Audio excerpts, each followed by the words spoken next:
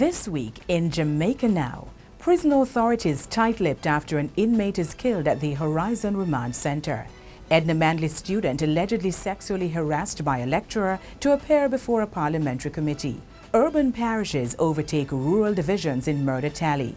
The Ruel Reid-CMU scandal deepening, how a second helper obtained a contract from the university, and why hoteliers want Airbnb customers to be taxed. I'm Althea Mackenzie in for Damien Mitchell, and this is Jamaica Now. Prison authorities are tight-lipped about the circumstances that led to the death of an inmate at the Horizon Adult Remand Center on Wednesday. A correctional officer was also injured and was treated at hospital and released. The Independent Commission of Investigation, as well as the police, are probing the matter. It's reported, however, that the inmate had attacked the officer, but inmates have rejected that claim. In the meantime, the authorities are probing a reported threat against prison officials in the wake of the death of the inmate.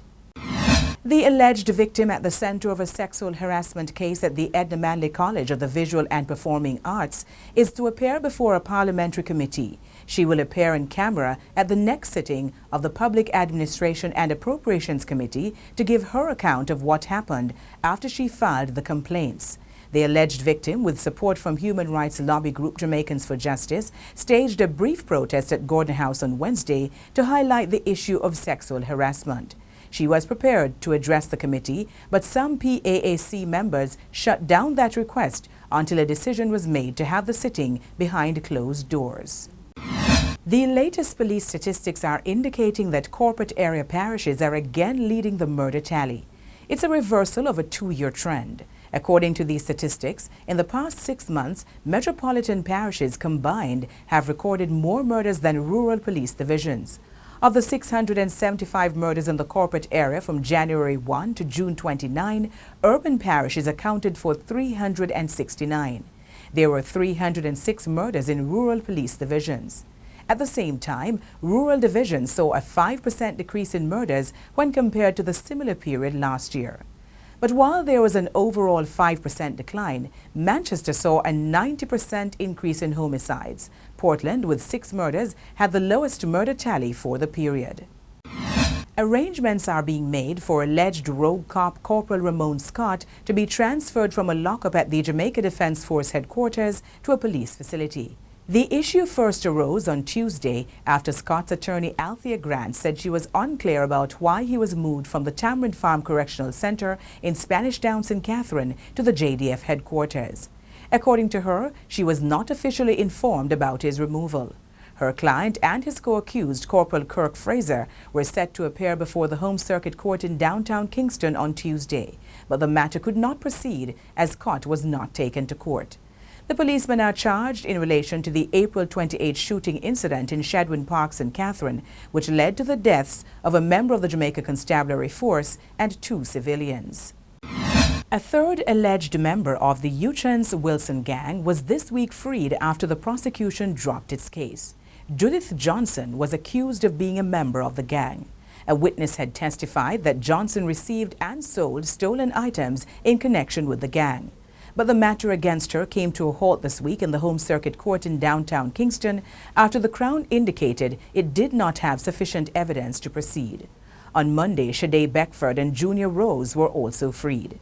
Yuchuns Wilson and his 20 alleged gang members are being tried for various breaches of the so-called anti-gang law for crimes allegedly committed between 2015 and 2017.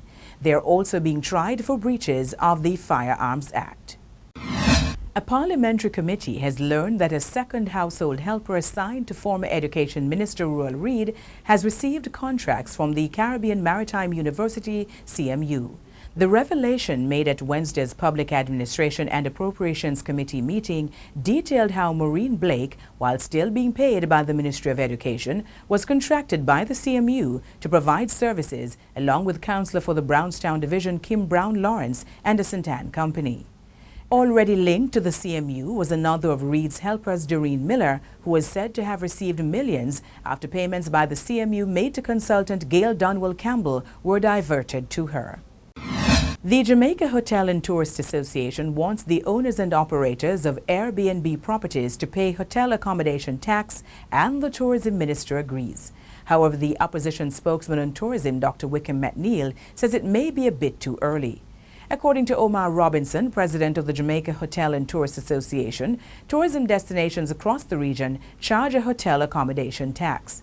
In 2018, Jamaicans who provide homestay vacations on the Airbnb platform welcomed more than 89,000 visitors, with an average spending rate of approximately US $2,600. And that's it for this edition of Jamaica Now, your weekly review of the big news stories. Send us your comments at onlinefeedback@gleanerjm.com. You may tune into Power 106 FM for regular updates. Follow us on Twitter and Instagram at Jamaica Gleaner and on Facebook at Gleaner Jamaica. I'm Althea McKenzie. And before we go, reviewing the final journey of former Prime Minister Edward Seaga. To a titanic warrior. Edward Seaga, The Final Journey. A special Gleaner online publication. In so many respects, he was larger than life. Log on to jamaica-gleaner.com/Seaga Journey for a review of the final farewell to Papa Eddie. Walk good, my father, my mentor, my friend. That's Edward Seaga, The Final Journey. Available only at jamaica-gleaner.com/Seaga Journey.